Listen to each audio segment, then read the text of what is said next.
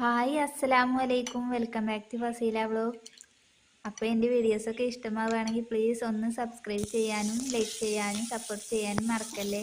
ഇന്ന് നമ്മൾ ദോശ കൊണ്ട് ഒരു ചട്നിയാണ് ഉണ്ടാക്കുന്നത്. അതിനായിട്ട് നമ്മൾ മുരിങ്ങ ഇതുപോലെ വാട്ടിയെടുത്തു, കുറച്ച് വെളിച്ചെണ്ണ ഒഴിച്ച് വാട്ടിയെടുത്തിട്ടുണ്ട്. പിന്നെ അതിലേക്ക് നമ്മൾ വലിയ ഉള്ളി ചെറുതായി അരിഞ്ഞത്, തേങ്ങ ചിരവിയത്, പിന്നെ ഇട്ട് കൊടുക്കുന്നത് കറിവേപ്പിലയാണ്. ഇനി കുറച്ച് പുളി ഇട്ട് കൊടുക്കണം, ഇഞ്ചി ചെറിയ കഷ്ണങ്ങളാക്കിയത്, വെളുത്തുള്ളി, ഇവയൊക്കെ ഇട്ടൊന്ന് നമുക്കൊന്ന് വഴറ്റിയെടുക്കണം, നന്നായിട്ട് വറുത്തെടുക്കാം. ഇനി പച്ചമുളക് കൂടി ചേർത്ത് നമുക്ക് വറുത്ത് മാറ്റി വെക്കാം. ഇനി ഒരു പാനിലേക്ക് കുറച്ച് വെളിച്ചെണ്ണ ചൂടായി നമുക്ക് കടുക്, ഉലുവ, ചെറിയ ഉള്ളി, വെളുത്തുള്ളി, ഉപ്പ് ഇവയൊക്കെ ഇട്ട് കൊടുക്കാം.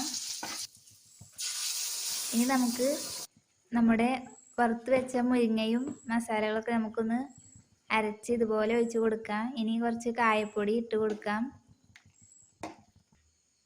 അപ്പോൾ ഇതാണ് ഇന്നത്തെ നമ്മുടെ റെസിപ്പി കേട്ടോ. അപ്പോൾ എല്ലാവരും ഉണ്ടാക്കി നോക്കണേ, എല്ലാവരും ഒന്ന് ട്രൈ ചെയ്ത് നോക്കണം കേട്ടോ. മുരിങ്ങ നമ്മുടെ കാഴ്ചശക്തിക്കും രക്തം ഉണ്ടാവാനും എല്ലാത്തിനും വളരെ നല്ലതാണ്. അപ്പോൾ പ്രോട്ടീനും അയണും ഒക്കെ അടങ്ങിയ നല്ലൊരു റെസിപ്പിയാണ് ഇത്. ഹായ് അസ്സലാമു അലൈക്കും. Welcome back to Fasila vlog. അപ്പോൾ എൻ്റെ വീഡിയോസൊക്കെ ഇഷ്ടമാവുകയാണെങ്കിൽ പ്ലീസ് ഒന്ന് സബ്സ്ക്രൈബ് ചെയ്യാനും ലൈക്ക് ചെയ്യാനും സപ്പോർട്ട് ചെയ്യാനും മറക്കല്ലേ.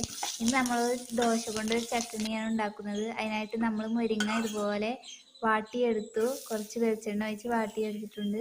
പിന്നെ അതിലേക്ക് നമ്മൾ വലിയ ഉള്ളി ചെറുതായി അരിഞ്ഞത്, തേങ്ങ ചിരവിയത്, പിന്നെ ഇട്ട് കൊടുക്കുന്നത് കറിവേപ്പിലയാണ്. ഇനി കുറച്ച് പുളി ഇട്ട് കൊടുക്കണം, ഇഞ്ചി ചെറിയ കഷ്ണങ്ങളാക്കിയത്, വെളുത്തുള്ളി ഇവയൊക്കെ ഇട്ടൊന്ന് നമുക്കൊന്ന് വഴറ്റിയെടുക്കണം, നന്നായിട്ട് വറുത്തെടുക്കാം. ഇനി പച്ചമുളക് കൂടി ചേർത്ത് നമുക്ക് വറുത്ത് മാറ്റി വെക്കാം. ഇനി ഒരു പാനിലേക്ക് കുറച്ച് വെളിച്ചെണ്ണ ചൂടായി നമുക്ക് കടുക്, ഉലുവ, ചെറിയ ഉള്ളി, വെളുത്തുള്ളി, ഉപ്പ് ഇവയൊക്കെ ഇട്ട് കൊടുക്കാം. ഇനി നമുക്ക് നമ്മുടെ വറുത്ത് വെച്ച മുരിങ്ങയും മസാലകളൊക്കെ നമുക്കൊന്ന് അരച്ച് ഇതുപോലെ ഒഴിച്ച് കൊടുക്കാം. ഇനി കുറച്ച് കായപ്പൊടി ഇട്ട് കൊടുക്കാം. അപ്പോൾ ഇതാണ് ഇന്നത്തെ നമ്മുടെ റെസിപ്പി കേട്ടോ. അപ്പോൾ എല്ലാവരും ഉണ്ടാക്കി നോക്കണേ, എല്ലാവരും ഒന്ന് ട്രൈ ചെയ്ത് നോക്കണം കേട്ടോ.